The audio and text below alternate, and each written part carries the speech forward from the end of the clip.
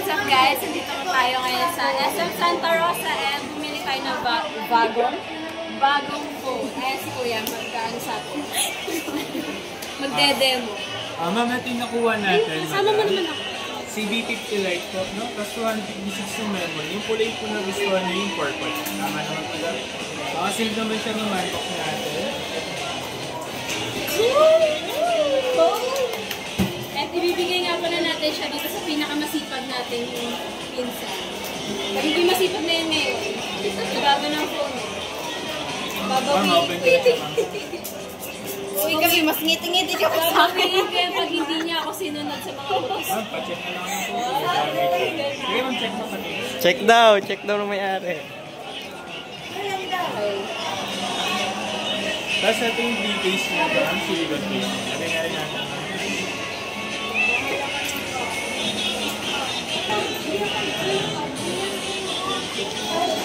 Wow. Standards. Ang swerte ng mga baget ko. Kami pag sa bahay. Kami pag sa bahay na Ano lang siya, installment guys for 12 months. 1,100 plus.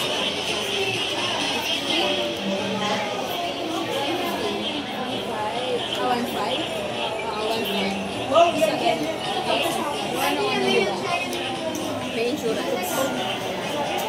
Isa mo mo, ba't puro cellphone ito? Joyce. Parang yan. Kaya naikit si Jo kay Jo. Magkado lang eh. Ayun, ito yung ma'am, yung ginamit namin sa video, sa mismo light unit namin dyan, naka-display. Ayun, binato niya. Ano pa, binuhusan pa ng tubig yan. Hindi siya katulad ng isa na pwede ilugdog. Yes. Ilugdog mo na yung connection. O hindi nga pwede ilugdog. Sorry! Military. Ayun yun ma'am. Ano siya sa ilalim? Sige, okay na ko yan. Naniniwala na ako. Ayun yun ma'am, mismo naka-display doon. Yan yung camera, okay naman po. Tapos yung sa front na, meron siyang portrait kasi normal naman. Try nyo ma'am. Okay na, check mo na lang ma'am. First picture. Kaya pa picture na. Dito tayo, dito. Maganda ang background. Against the light. Dito ba po? Saan kaya ma'am?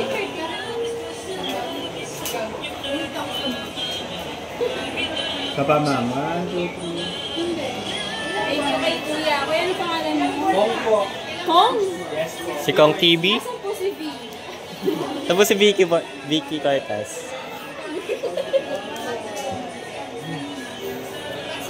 Wait nga, picture. Tapos ma'am, try mo na natin yung pinaka-charger. Sa insurance, sa inyo na lang yung ipapangalan.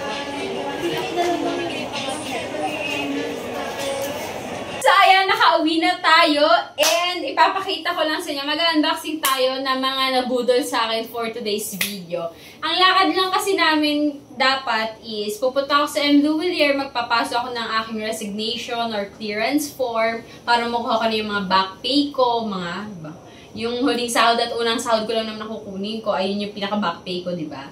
Tapos, nabudol ako kasi yung mga dati kong katrabaho, binudol ako ng mga subasta. Naka-sale kasi ngayon. So, yan, nakabili tayo. First time ko bumili ng gold. First time in my forever. So, bumili tayo ng earrings for the first time in my life. So, as I was saying, bumili ako ng aking first gold. Hindi ako first gold. Meron ako, binigyan ako dati na ni Sarah. Pero yung sa sarili kong pera, bumili ako ng, nabili ko siya ng 6,200 siya. Nabili ko lang siya ng 5,900. Tapos, meron tinatawag na prenda palette or layaway. Yung bibilhin mo siya, tapos isasangla mo din. Tapos yun, pwede mo siyang tubusin. Para sa'yo na siya mismo, pero nandun pa din sa kanila, nakasangla. So, bumili ako ng 2 singsing, pero nakasangla pa din nga, naka-prenda palette. So, meron akong 2 singsing na nagkakalaga ng 7,281 tsaka 6,241, pero nabili ko lang sila ng 6.9, tsaka 5.9. So, bawat item is may 300 pesos off or 5% off. So, meron pa tayong dalawang singsing na nakasangla. So, pag nagkapera tayo, tsaka natin siya tutubusan. Tapos, yung monthly interest lang niya is magbabayad lang ako ng 173 and 201. So, ayun lang yung kailangan kong bayaran para sa akin pa din yung singsing habang nakasangla. So, ayan. Ito yung mga nabudol sa atin ngayon. Tapos, pagka galing ko ng M. Louis is nagdiretso kami ng SM Santa Rosa. So, ito. Bumili lang ako ng Bonamine. Tsaka mga vitamins namin. Tapos, ito. Dahil kahapon, makita mo yung TV. Yan, dyan lang kami. Wala kaming mic, wala kaming speaker. Sa TV lang kami nagkakaraoke. Walang mic. Ano lang, a cappella. Tapos, ayan, bumili tayo ng speaker. Ano siya? 1,999. Pero pag may SMAC card ka is 999 na siya. So, yan, nabili lang natin siya for 1,000. Meron siya sa Shopee, pero parang mas maganda to. Meron ako nito dati. Almost 1,000 kung may nabili siguro. So, ayan. Walang pink. So, yan. White and black na lagi pagpipilian. So, pinili ko yung white dahil mas maganda. Mas aesthetic. So, gagamitin agad namin siya mamaya. So, ayan. 1,000. And, mamaya na yung pinakamahal. Ayan, bumili din tayo ng earbuds. Vivo earbuds. So, ano ko lang siya nabili? Magkano to? 1,200. 1,700. Kung anong 1,200? 1,699 siya. So, ayan. Ito naman, ano ko lang to binili? Hindi cash. Credit card ko lang to nabili. Pero yung lahat ng ito kanina, ano yung cash yun? Tapos, ito, pinakamahal! Grabe te! First time ko magbigay ng mahal dahil wala naman akong passive income. So, wala tayong karapatang magbigay ng mahalin. So, first time natin siyang mamimigay ng ganito. And ito, pagbibigay natin, tantananan! Yan, inuutosan ka na agad siya. Pagtiklop kayo ng damit. Ang first task mo sa bahay ni Kapakpak ay magtiklop ng damit. Magwalis talaga. Ay, magwalis ba? Magwalis muna bago magtiklop. So, ayan. Dito kayo radali. Kaya lang naman ako nakabili ng cellphone dahil credit card na pinambayad ko. And 0 interest for 12 months. So, 12 months ko siyang babayaran ng 1,500 monthly lang. So, kaya malakas ang loob ko bumili ng ganito dahil yan, meron naman tayong kubo na pinagkukuhanan ng income. Hindi nga lang malaki ang kita. Hindi nga lang palagi may bisita pero at least may maaasahan paunti-unti. So, ayan, Vivo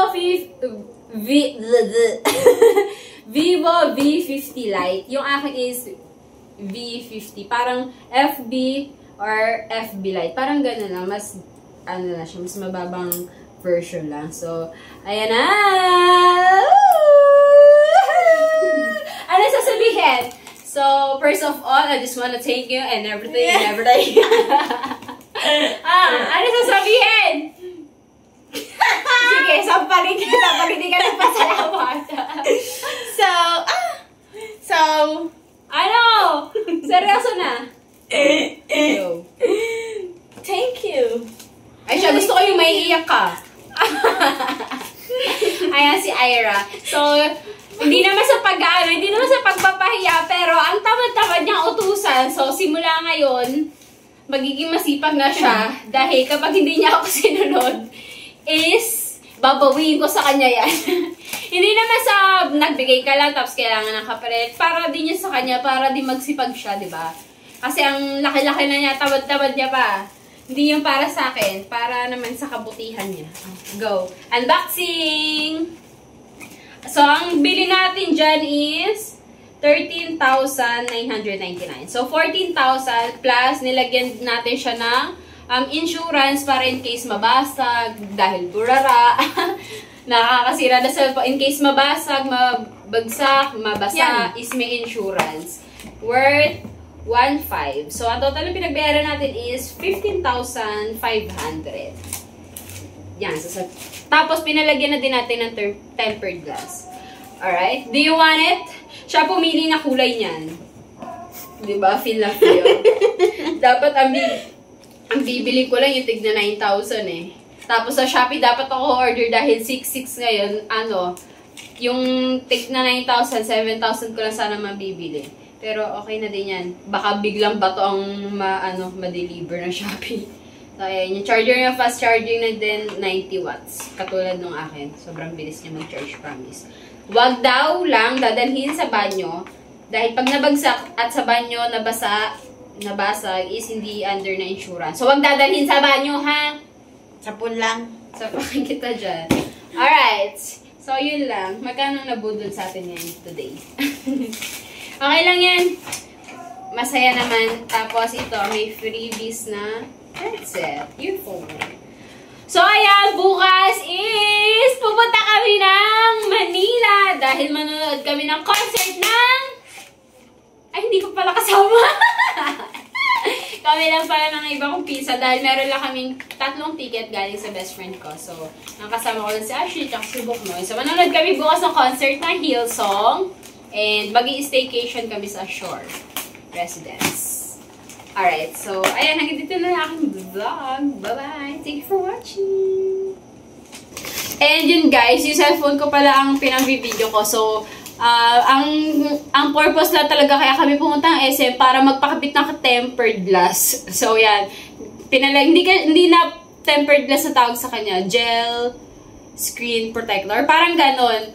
Hindi siya glass. Parang gel na plastic. Parang ganon. Worth $599. Grabe ang mahal. Tapos, yung pinaka-protective case niya is $599 din. So, yan. Pinagbayaran natin. Ay, hindi. Pinagbayaran ko 1.3 eh. So, basta 1.3 pinagbayaran ko sa case tsaka ng yung pinaka-parang tempered glass. Parang ganon.